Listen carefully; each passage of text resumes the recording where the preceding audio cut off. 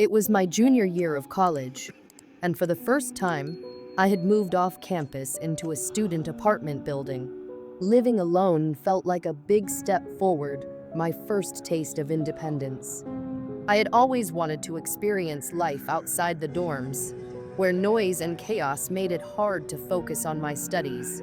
My parents, however, weren't thrilled about my decision. They believed that living in a campus dorm was safer, where there were more people around and a sense of community. But I had made up my mind. I wanted to give off-campus living a try. The apartment building was managed through the university, which meant I didn't get to choose my roommate.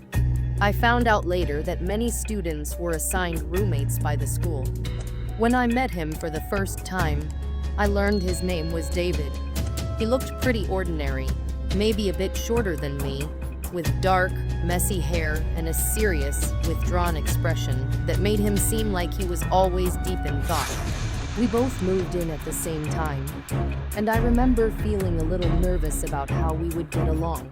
I had heard stories about roommates who didn't mesh well together, and I hoped that wouldn't be the case for us. But when we met, David seemed polite and friendly. He introduced himself with a warm smile and offered to help me carry my boxes inside. His friendliness was comforting. University life can be lonely, especially if you're not surrounded by friends. And David seemed like someone who might even turn into a friend. During our initial conversations, he asked the usual questions about my major and where I was from. I was studying psychology, a field I was passionate about, and David shared that he was a history major. He talked about his love for history with such enthusiasm that I couldn't help but get drawn into the conversation. I liked history too, especially the stories of the past. So we had a few decent chats over the first few days. I remember thinking how lucky I was that I hadn't ended up with a roommate who was loud or messy. David appeared calm, tidy, and respectful of our shared spaces. At first, everything seemed to be going smoothly. We settled into a routine of attending classes, studying, and occasionally hanging out together. David would often share interesting historical facts, and I would respond with stories from my psychology classes. We spent many evenings discussing our majors, and I felt like I was getting to know him better. I even thought about inviting him to join me for coffee or a meal with some friends. I liked having someone to talk to who shared some of my interests, and it made the transition to living off campus much easier. But after about a week, things started to feel strange. It began with David asking overly personal questions that made me uncomfortable. At first, I brushed it off as him being curious, but it started to cross a line. He would wander into my room unannounced and poke around my desk, looking at my photos and books. It felt invasive, like he was trying to dig into my personal life without any invitation.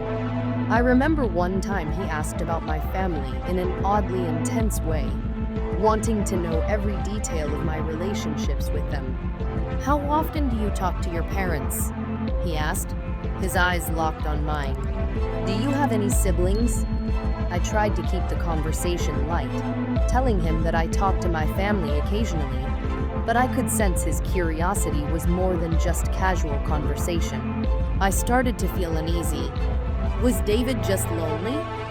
Or maybe socially awkward?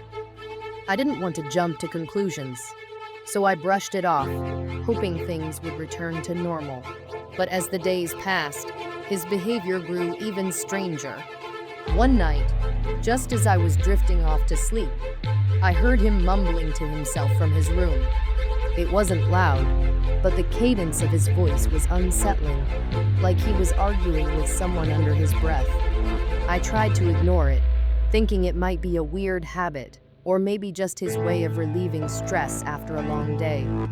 But the sound lingered in my mind, leaving me feeling uneasy. Then, a few nights later, I heard it again. I got up to use the bathroom around 2 a.m., and as I walked down the hall, I could hear David whispering from behind his closed door. It wasn't just mumbling this time, it sounded like he was having a full conversation with someone. Except no one else was there. I stood frozen in the hall, trying to make sense of what I was hearing. The dim light from my room cast eerie shadows on the wall, heightening my unease. Suddenly, his whispers stopped. I held my breath, hoping he hadn't heard me. But then he said, clear as day, "Jeff." My stomach flipped.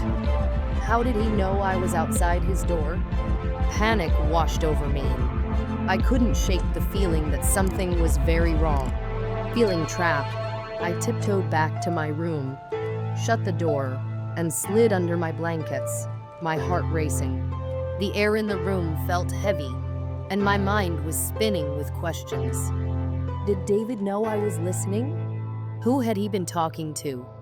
I was scared and confused, unsure of what to do next.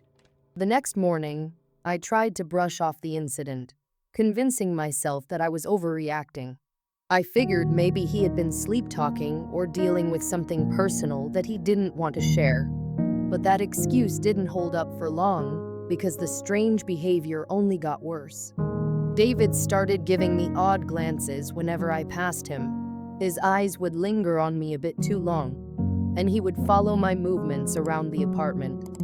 It felt uncomfortable, like I was being studied. Once, I caught him staring at me while I made breakfast.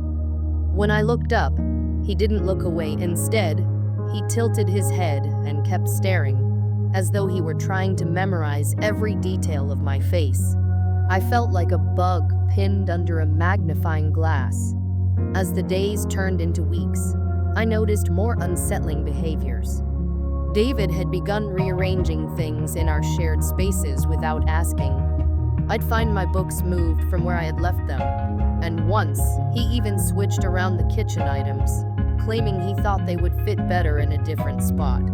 I felt like I was losing my space, and it made me increasingly uncomfortable. I decided to confront him about it one evening. I sat him down in the living room, trying to keep my tone calm. "Hey, David, I've noticed you've been moving my things around. I'd appreciate it if you could ask me first before changing anything in our apartment." I hoped he would understand, but instead, his expression changed. He looked hurt, like I had insulted him. "I thought I was just helping," he said softly, looking down at his hands. I felt a wave of guilt wash over me. Maybe I was overreacting, but deep down, something still felt off. I knew I needed to set boundaries, but I didn't want to hurt his feelings. "I appreciate your intention, but it's important to me that I know where my things are," I said gently. He nodded, but I could see the confusion in his eyes. In the following days, things didn't improve. David continued his odd behaviors, and I started to feel more isolated. The few friends I had were busy with their own lives, and I didn't feel comfortable inviting them over anymore. I found myself avoiding David whenever I could. I spent more time studying in the library or hanging out in coffee shops, trying to escape the growing tension in our apartment. One night, I returned home late after a study session. The apartment was dark, and a chill ran down my spine as I stepped inside. I flipped the light switch, and the room illuminated, revealing David sitting on the couch, staring blankly at the wall. I froze, caught off guard. "Hey, you're home late," he said, turning his head slightly, his expression eerily calm. "Yeah, just studying," I replied, trying to sound casual. I didn't want him to know how uneasy I felt. I quickly grabbed a snack from the kitchen and headed to my room, hoping to avoid further conversation. As I lay in bed that night, I heard him mumbling again. I tried to ignore it, but my anxiety grew. It felt like he was trying to communicate with someone invisible, and it sent shivers down my spine. Eventually, the mumbling faded, and I managed to fall asleep, but I was restless. The next day, I decided to talk to a trusted friend, Sarah, about my concerns. We met at a small cafe, and I explained everything that had been happening with David. It just feels so weird, Sarah. I don't know if I'm being paranoid, but I don't feel safe in my own home anymore, I confessed, my voice shaking slightly. Have you thought about talking to someone at the university? She suggested. They might be able to help with roommate issues or even find you a different apartment. Her words made sense, and I felt a flicker of hope. I had been too scared to reach out for help, but maybe it was time to do something. That night, I returned home determined to talk to David again. I knew I had to find a way to address the situation more seriously. I knocked on his door, taking a deep breath to steady myself. David, can we talk? He opened the door, looking surprised. Sure, what's up? I'm feeling really uncomfortable in our living situation. I think we need to establish some boundaries, I said, trying to keep my tone firm but respectful. His expression turned defensive. Why? I thought we were getting along fine. I'm just trying to be a good roommate. I appreciate that, but it's important to me that we both feel comfortable in our home. I need my space, I replied, trying to explain without escalating the situation. David looked hurt again, but this time, he nodded slowly. Okay, I understand, he said, his voice barely above a whisper. After our conversation, I felt a bit of relief, but the unease lingered. As days passed, David's behavior remained unpredictable. One evening, I came home to find him sitting at the dining table, surrounded by a mess of papers and books. He looked up as I entered, his eyes wide with excitement. Jeff, look at this, he exclaimed, waving a paper in the air. I stepped closer, trying to see what he was so enthusiastic about. What is it? I found this incredible article about a historical figure you should know about. It's fascinating. His excitement was infectious, but the intensity of his gaze made me uncomfortable. You should read it. It's about the psychological effects of war on society. I smiled weakly, trying to hide my discomfort. Sounds interesting, but I'm a bit tired. Maybe another time? His expression fell slightly, but he quickly recovered. Sure, no problem. Just let me know when you're ready. I could see the hurt in his eyes, and it made me feel guilty again. That night, I lay in bed, replaying the day in my mind. I felt trapped, unsure of how to handle my growing discomfort. I had tried to set boundaries, but it felt like they weren't being respected. I needed to find a solution. The next morning, I decided to take Sarah's advice and reach out to someone at the university. I found the office for student housing and explained my situation to a staff member. I think I need to be moved to a different apartment. My roommate's behavior is making me really uncomfortable, and I don't feel safe, I said, my voice shaking slightly. The staff member listened patiently and assured me that they would help. We take these concerns seriously. I can assist you in finding a new place to live, they said, taking notes. A wave of relief washed over me. It felt good to finally take action. I left the office feeling hopeful that I would soon be out of that situation. In the following days, I worked with the housing office to secure a new apartment. The process took a little time, but I was determined to make the move as soon as possible. Meanwhile, I tried to maintain my distance from David. I studied in the library more often, avoiding the apartment when I could. As I prepared for my move, I felt a mix of emotions. I was excited about the fresh start, but also nervous about confronting David one last time. I knew I needed to explain my decision to him before I left. The night before my move, I gathered my courage and knocked on his door. David, can we talk? He opened the door, and I could see that he had been expecting me. What's going on, Jeff? He asked, a hint of concern in his voice. I wanted to let you know that I'm moving out. "I've found a new apartment," I said, trying to keep my tone steady. His expression shifted from concern to something I couldn't quite place. "Why? I thought we were getting along well. Did I do something wrong?" "It's not you, it's me," I replied, trying to find the right words. "I just need a different living situation. It's better for both of us." David's eyes darkened, and I could sense a change in the atmosphere. "You're just going to leave? After everything?" I felt a chill run down my spine. "I think it's the best decision for me," I said firmly, trying to keep my resolve. He took a step closer, his expression shifting.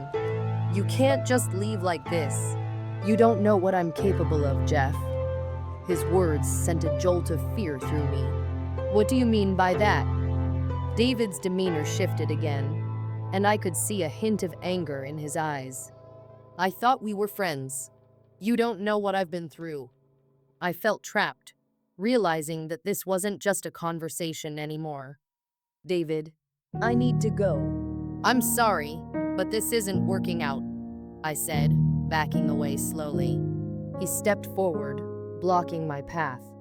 "You can't just leave me like this. I need you, Jeff." In that moment, I felt a rush of panic.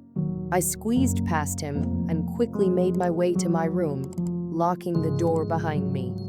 My heart raced as I leaned against the door, trying to calm myself. I spent the rest of the night packing my things, my hands shaking. The unsettling feeling from earlier had returned with full force. I was relieved to be moving, but terrified of how David might react. The next day, I finished packing and waited for the housing office to help me move to my new apartment. When the staff arrived, I felt a mix of relief and fear. I didn't want to run into David, but I knew I had to leave. As I stepped out of the apartment for the last time, I held my breath. I glanced down the hallway, hoping not to see him. But as I reached the stairs, I heard a voice calling my name. "Jeff." It was David. My heart raced as I turned around. "David, I'm leaving," I said, trying to sound calm. "You can't just walk away. You owe me an explanation," he shouted, his voice echoing in the empty hallway. "I don't owe you anything," I replied, my fear turning to anger. "You think you can just escape? You think I don't know where you're going?" His words sent a chill down my spine. I didn't want to confront him any longer, so I hurried down the stairs, feeling his eyes on me. When I finally reached the ground floor and stepped outside, I felt a wave of relief wash over me. I was free. I turned to the staff waiting for me, who helped me load my things into their vehicle.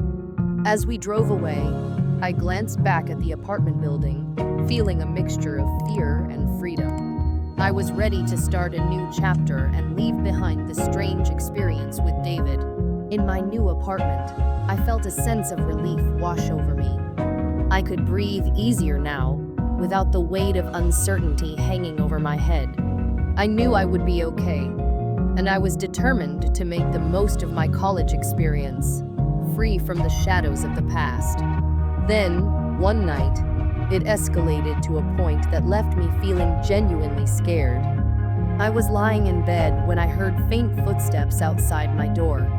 I held my breath, listening. They stopped right in front of my door, and then I heard the whispering again, David, murmuring quietly just beyond my threshold. My heart raced. I wanted to call out to him, but something stopped me. What if he wasn't just being weird? What if he was actually dangerous? I stayed quiet, hoping he'd go away. After a few agonizing minutes, the footsteps faded, and I finally felt safe enough to breathe again. I thought about moving out, but I didn't want to make a rash decision. I wanted to confront him first. So, the next day, I waited until he got home from class and sat him down in the living room. I told him I'd been hearing things at night that made me uncomfortable. He laughed it off, saying, "What? You must be hearing things." But then his expression changed. It was subtle but enough to make me uneasy. "What did you hear?" he asked, sounding far too interested in my response. I told him about the whispers and the footsteps, trying to keep my voice steady. He brushed it off again, but I could see the flicker of something cold in his eyes. "I'm just a little anxious sometimes, you know. It's hard being away from home. Don't take it personally." I felt a chill race down my spine, realizing he hadn't denied it outright. I decided then and there that I needed to get out. The only problem was that I hadn't seen many available rooms in other apartments. I went to bed that night, determined to search for a new place first thing in the morning. But around 2 a.m., I was jolted awake again. I felt a presence in my room, someone watching me. I blinked in the dark, but I couldn't see anything clearly. My heart pounded as I sat up slowly, squinting into the shadows. And that's when I saw him, David, standing in the corner of my room, staring at me. My blood ran cold. "David, what are you doing?" I whispered, trying to keep my voice steady, but my fear was obvious. "Shla," he hissed, his expression unreadable. "You're not supposed to be awake."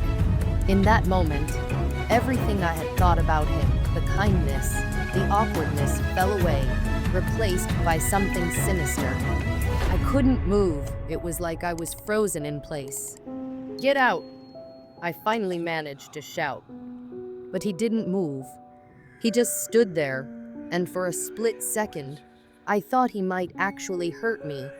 But then he just turned and walked out of the room, disappearing into the darkness. I sprang out of bed and locked the door, my heart racing. I grabbed my phone and texted my friend, asking if I could crash at her place for the night. While I waited for her to respond, I grabbed my things and stuffed them into a backpack, determined to leave as soon as I could. By the time my friend arrived, I had just about lost it. I explained everything as we hurried down the stairs and out of the building. I vowed never to go back. I didn't even care that I would lose my deposit. I just needed to get away from David. Looking back, I'm relieved I trusted my instincts and took that leap. The right roommate can make all the difference in your living situation, and I learned that sometimes the red flags are there for a reason.